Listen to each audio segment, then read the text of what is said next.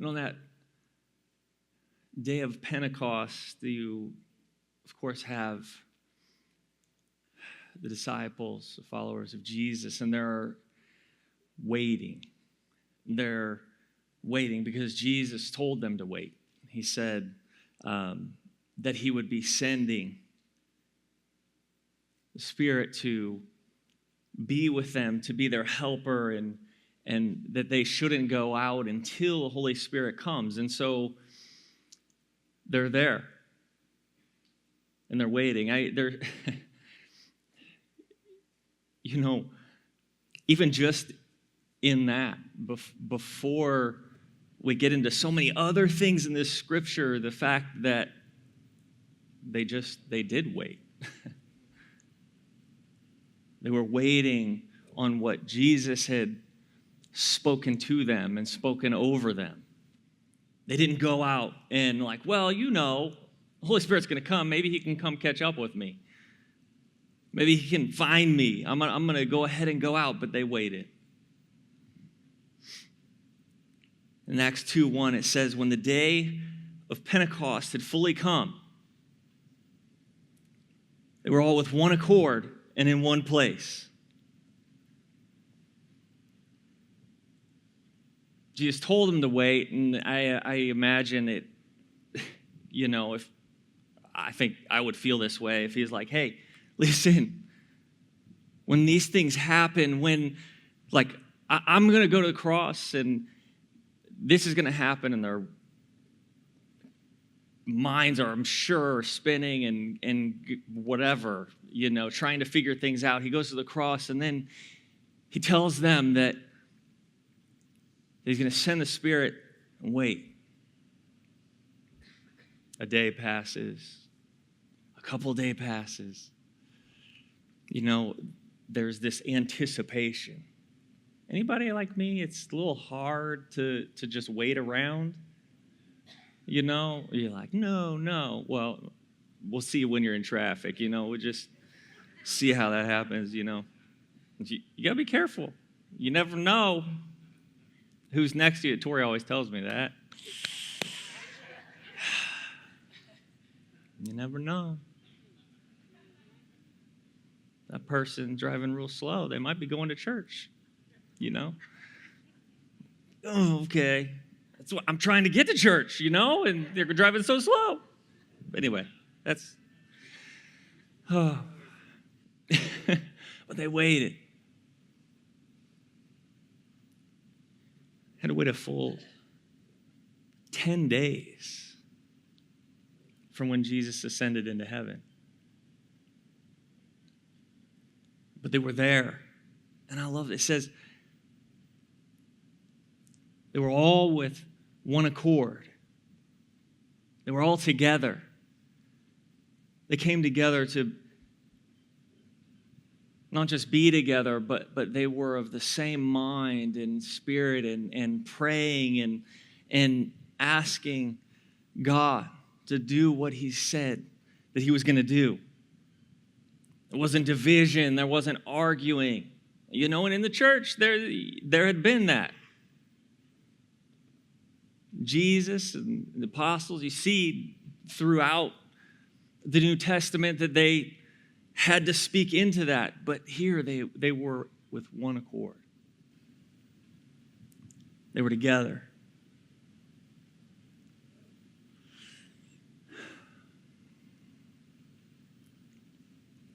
I'd like to see that.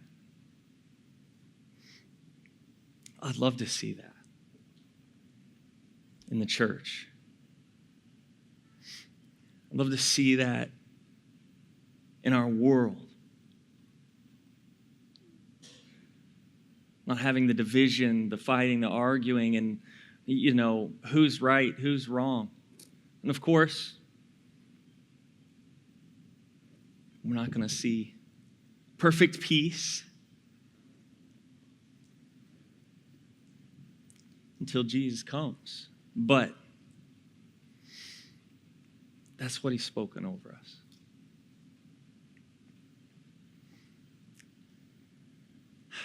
So they waited.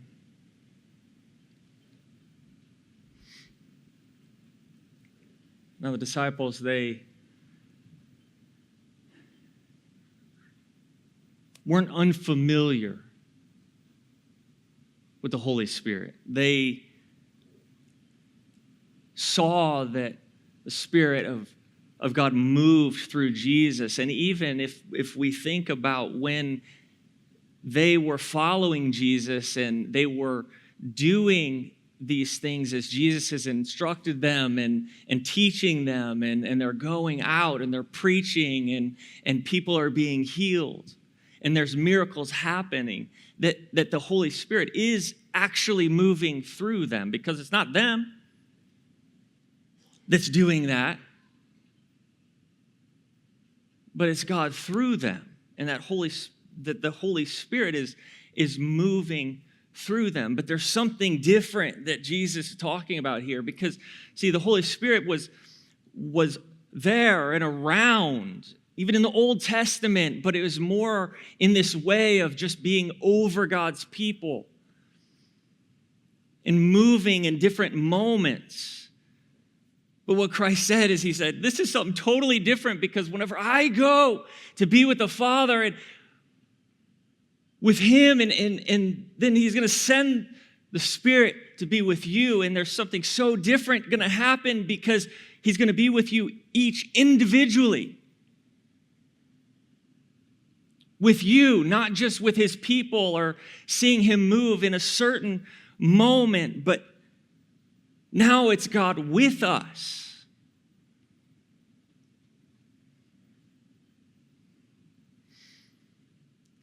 Now it's God in us.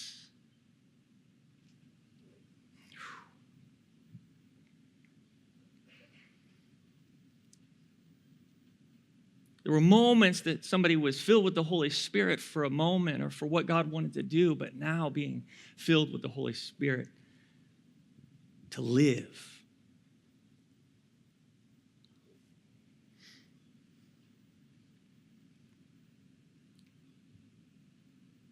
In verse 2, Acts 2, verse 2, it says, and suddenly there came a sound from heaven, as they're waiting, as they're staying there in one accord.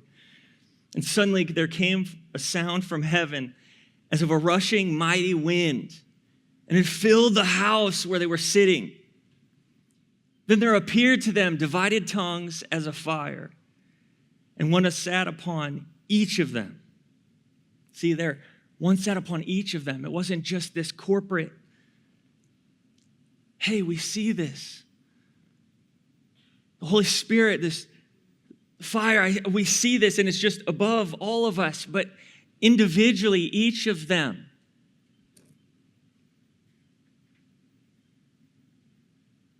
And one sat upon each of them, and they were filled with the Holy Spirit and began to speak with other tongues as the Spirit gave them utterance.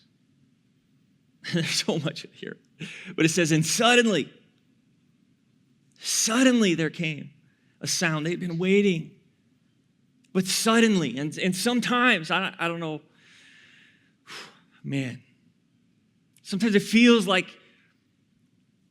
we have to wait. God has spoken something over us or to us, and it's like, God, I thought right after you spoke that this was going to happen.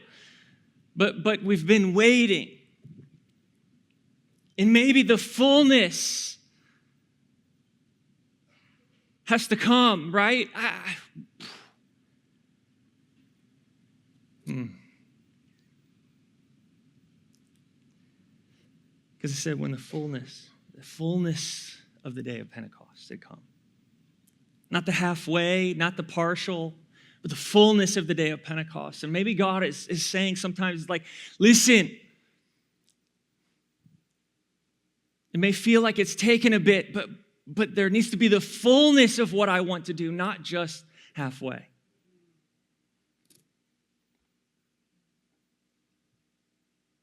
And then suddenly, may feel like it's been a long time, but there's going to be a suddenly. And are we going to be waiting? Are we going to be there in one accord, together? waiting for what God has spoken, waiting for what Christ has spoken over us. Man. Because there's going to be a suddenly.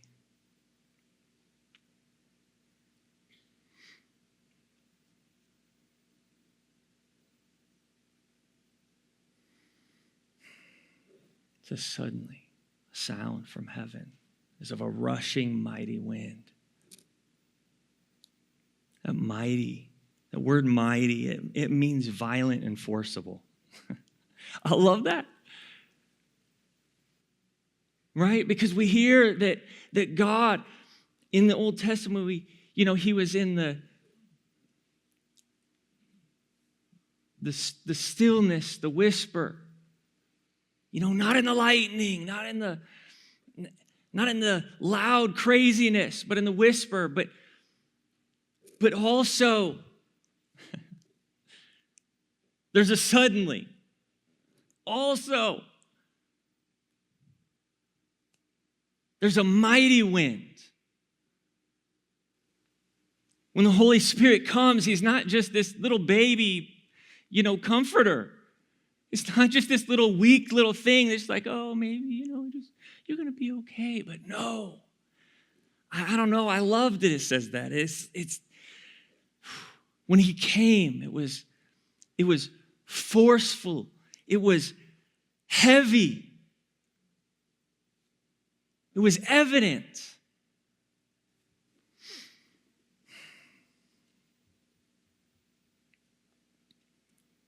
This mighty wind.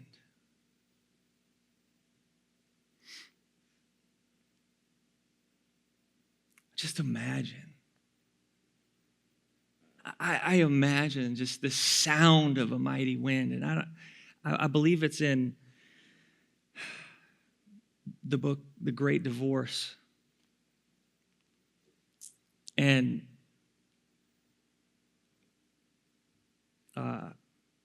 he's talking about when he goes to heaven and steps off, the shuttle or the bus that's taking him, and coming into heaven, and things being so real that flesh looked ghostly, but heaven was so real, and that there was a river rushing far away, but the sound was so loud, this river rushing. And it was deafening, this sound of the river. And I think about that, and I think this moment, the Holy Spirit coming, as Jesus has said, and it says, sound of a mighty wind rushing, that it was this loud. You know what I think about? I think, God, I want the Holy Spirit to be rushing and moving so much that it overpowers any other thing that I may be hearing that's telling me something else but what you want. God, let your Holy Spirit be louder than the enemy. Let your Holy Spirit be louder than my thoughts that might take me the wrong way, take me a different direction. God, let your Spirit be so loud and rushing that it's all I can hear.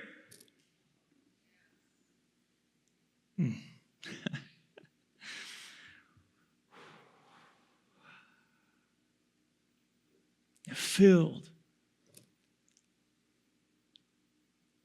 the whole house.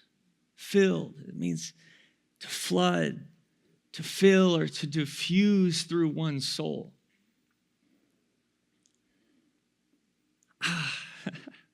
Like a flood. See, it's not a trickle. It's not a little drip, a drop, but a flood. Washing over, overtaking everything. God, Let your Spirit be a flood that washes over everything, that nothing is left.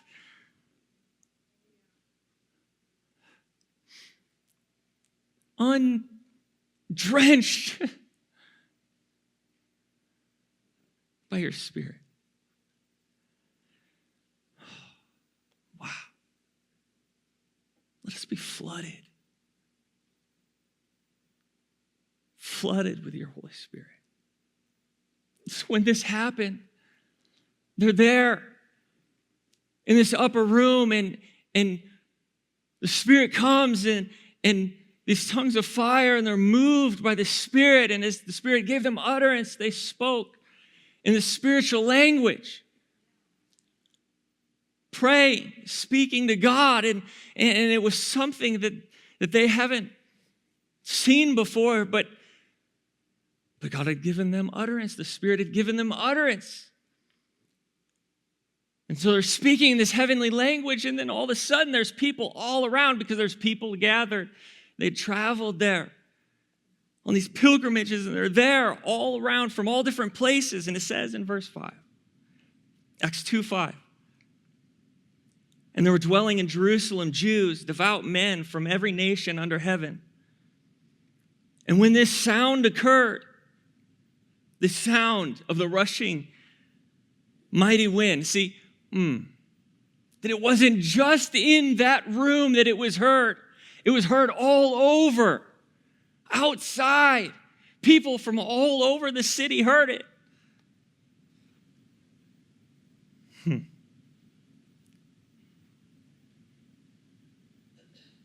This is people from every nation dwelling there. It says in verse 6, and when the sound occurred, the multitude came together. It says they were confused. But they were confused because everyone heard these people that were filled with the Spirit speak in their own language. That's pretty amazing. So they're filled with the Spirit, and what happens is they're able to, they have no idea, but they're just praying, speaking to God in this heavenly language. And those that were around from so many different areas, different places, they heard them speaking, each one in their language. It's so interesting because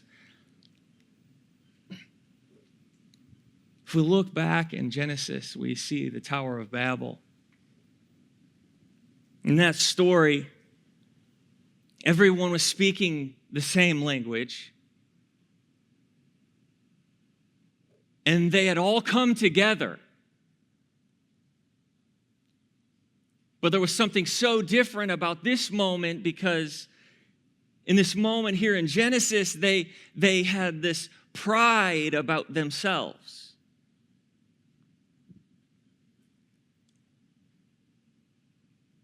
They had unified, but they had unified to lift themselves up in this moment. And they said, hey, let's come together and let's build something. Let's build this tower. Let's build something great, because look, man, we're great. And we can do this. Let's not just make this great tower and build something great, but let's build it to where it goes up to heaven. Like we're going to reach the heavens with this building because we're so awesome.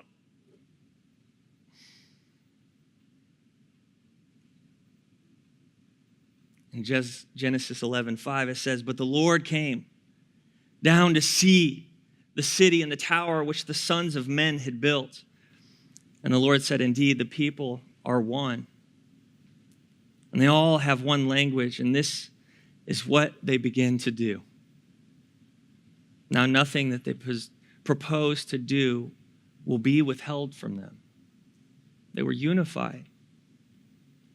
They came together, and so they were able to do great things. And when the Lord came down, he says, I mean, yeah, they're really doing stuff. They're really building this tower, and it's reaching up to the heavens. There's a fundamental flaw. As they were trying to lift themselves up to be like God instead of lifting God up. So in verse 7, he says, "Come, let us go down." And they're confused, their language, that they may not understand one another's speech. So the Lord scattered them abroad from there over the face of the earth, and they ceased building the city. It's so interesting because this really is like an opposite of what happens here in Acts. On Pentecost Sunday,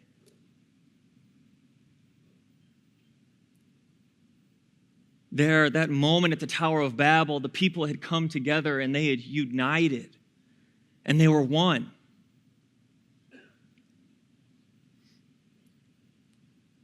But there was pride. It was making their name great. On Pentecost Sunday, there was a people that was unified and they were with one accord and they came together and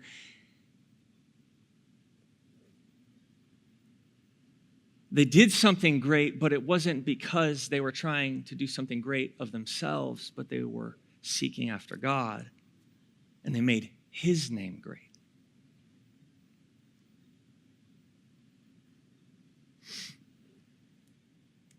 So what happens in this moment then, at the Tower of Babel, God then has to divide them. But on Pentecost, God then unites them and brings them together. He had scattered them and confused their languages, their language to be multiple languages. And now here on Pentecost Sunday, they're speaking different languages and they all hear what God is saying.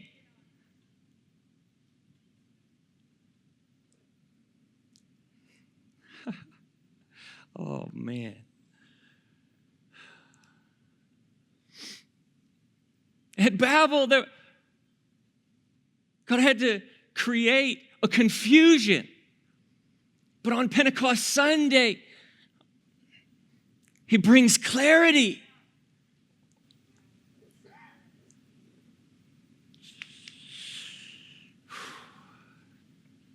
At Babel, they were full of themselves. On Pentecost, they were filled with God, with His Spirit. They didn't try to build their name. The name of God was known. His name was being built in that moment.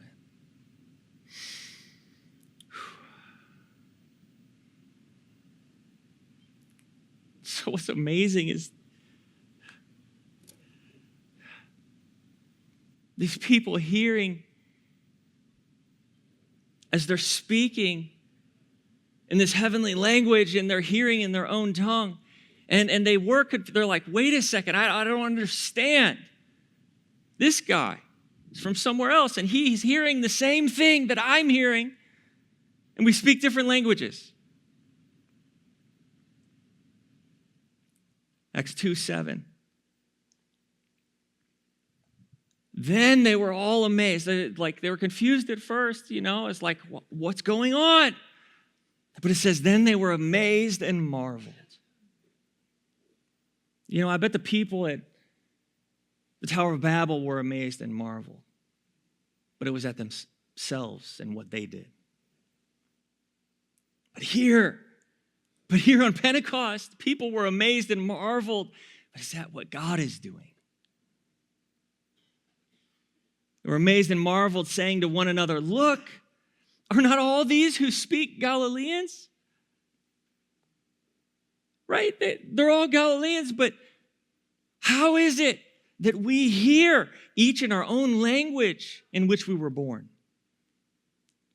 Parthians and Medes and Elamites, those dwelling in Mesopotamia, Judea and Cappadocia,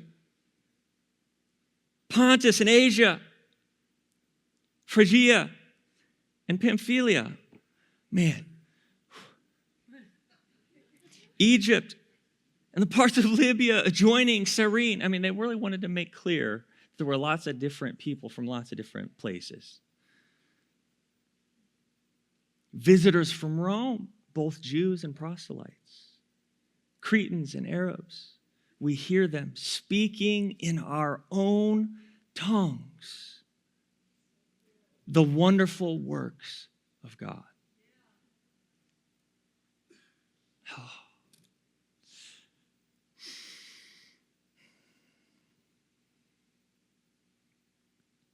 So here on Pentecost Sunday, see, there was confusion, there was darkness. I imagine even those that were waiting for the Spirit to come, the disciples, those that were waiting there in the upper room, there was just, I imagine this concern.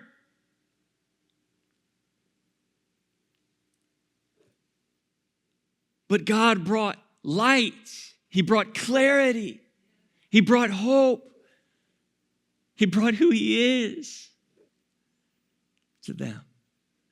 And not only that, when He comes, see, everybody else knows too.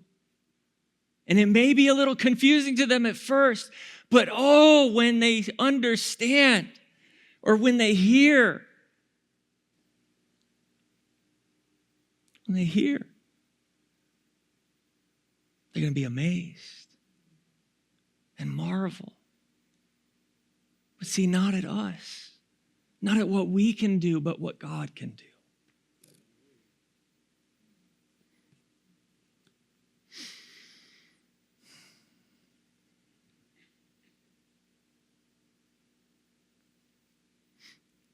The wonderful works of God.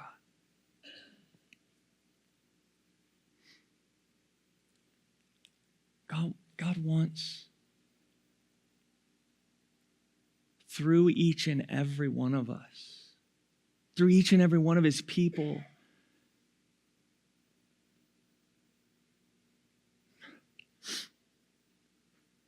to be used to have the Holy Spirit move through us. And I haven't ever spoken in my heavenly language and somebody heard in a different language, as far as I know. But I know it can happen.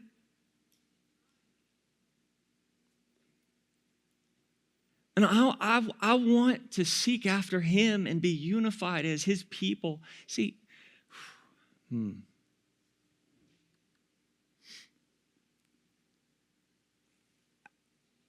it seems as if that God's people may be more divided than they ever have been.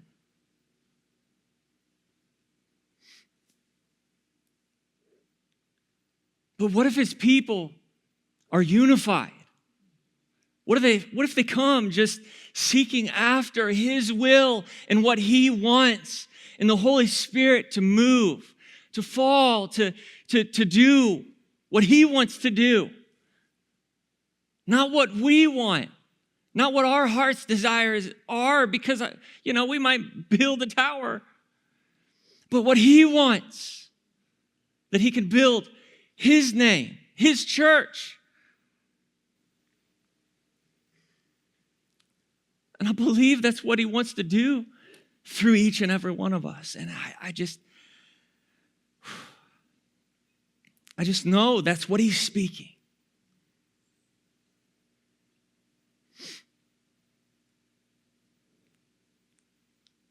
Tyler this morning, just to our team, spoke a great word, and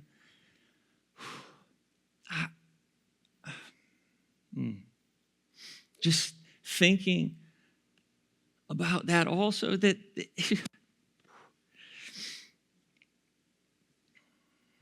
we can tend to try to put God in our box, or say we're worshiping God while we are kind of creating our idols that we say are God.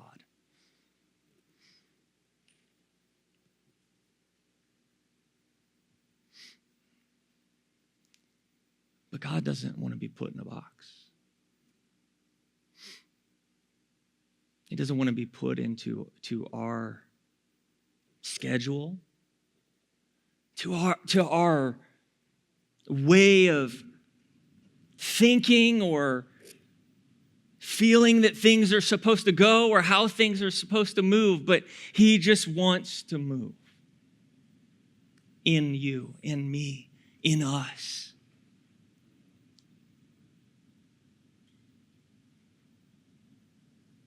So that the world could know him like we do.